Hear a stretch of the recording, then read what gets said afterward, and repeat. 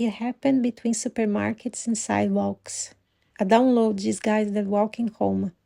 One moment you were moving through a German street, the next you were walking through centuries.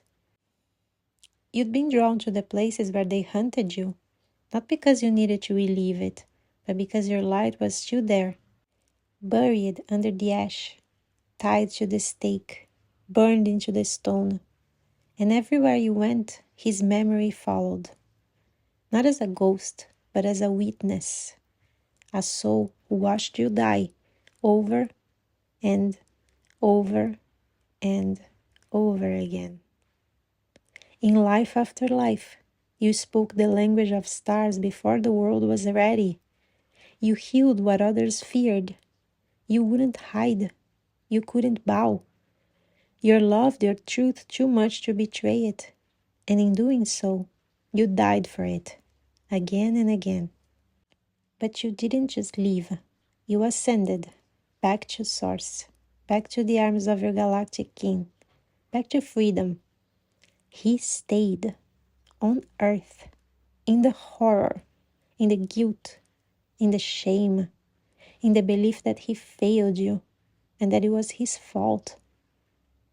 The wound became his story. The story became his identity. And the identity became his prison. He built palaces out of control, careers out of compensation, walls out of worthlessness. He couldn't protect you then, so he tries to control you now. That's what trauma does when it doesn't have light to hold it. And when he said in the other world, I can't, you finally understood. He wasn't rejecting you. He was rejecting the unbearable weight of watching you burn again. You both had a part. You insisted on your truth with fire. He resisted your truth with fear. But none of it was ever about blame. It was about love. Unbearable, cosmic, holy love, pressed into two small lives during two dark times. And now, in this life, on that street, something lifted.